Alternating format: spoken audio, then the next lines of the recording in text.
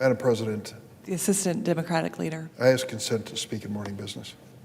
Without objection. Thank you, Madam President. We are likely to postpone a vote this week that had been scheduled on the Congressional Review Act, a resolution of disapproval relative to Education Secretary Betsy DeVos' new borrower defense rule.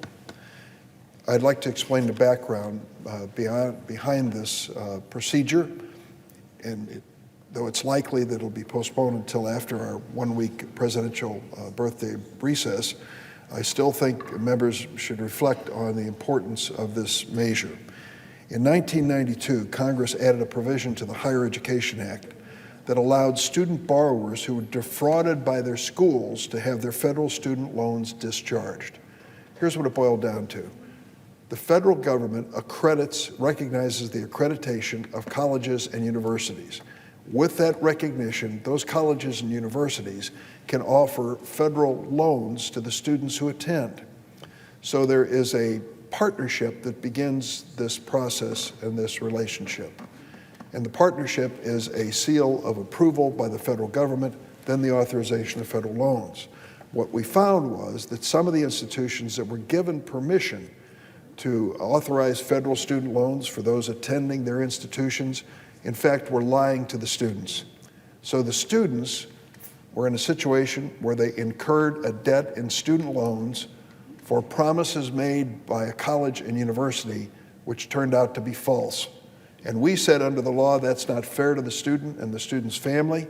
Those students can be discharged from debt if, in fact, that college or university defrauded them. What would be a typical fraud?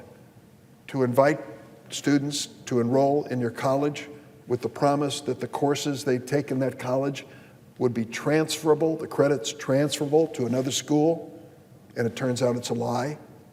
The promise that if you complete a certain number of courses at the school, you will have satisfied the requirements for licensure for nursing, for example, and that turns out to be a lie. Or the possibility that you would finish the courses at this school and get a job in a certain field. Great promises are made to the students, and it turns out it's a lie. In those circumstances, students, many of whom are young and facing the first serious contractual decision of their life, were misled and defrauded. We said under the law, those students should have an opportunity to discharge the student loan. Bad enough they were lied to. Bad enough they wasted their time.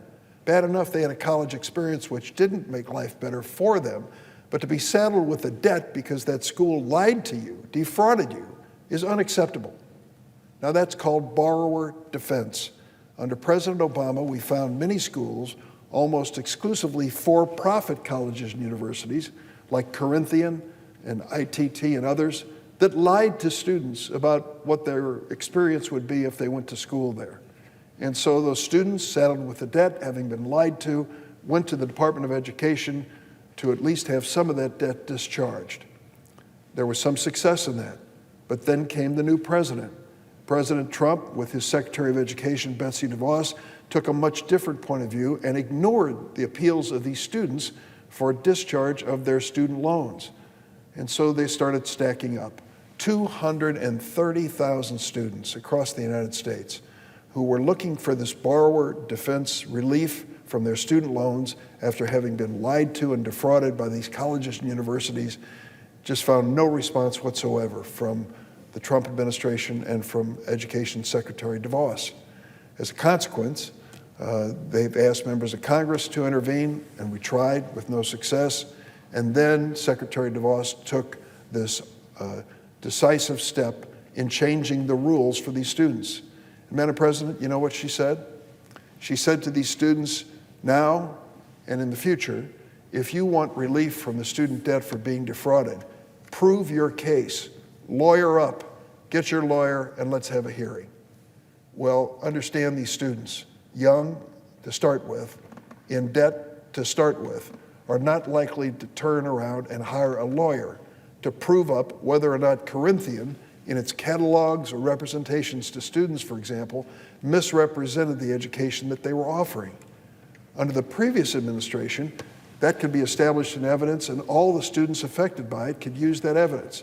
Under the DeVos administration, It was an individual proof of evidence to qualify for borrower defense. So it left many students with no recourse. And as a consequence, they're stuck with a debt for a worthless education or one that didn't meet as promised.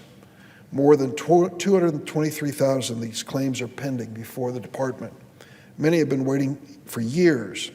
The claims come from every state in the union, large, small, red, blue, and purple, and they're not going to stop. These complaints have led to this CRA, this Congressional Review Act. I doubt that we're going to be taking it up this week, so I'm going to withhold making a presentation on this until we return after the presidential recess. But I want to make one last point. We are not just bringing this case on behalf of students, we're bringing this matter before the Senate on behalf of veterans. Veterans. The American Legion of the United States has stepped up and said to us, the veterans have been defrauded just like the students that you're talking about on the floor of the Senate. If you believe in these veterans and these military families who are stuck with a student loan debt because of lies from colleges and universities, I urge my colleagues to think twice. Join us in this effort to stop the DeVos rules and give our veterans a fighting chance not to be burdened with this unfair debt. Madam President, I yield the floor.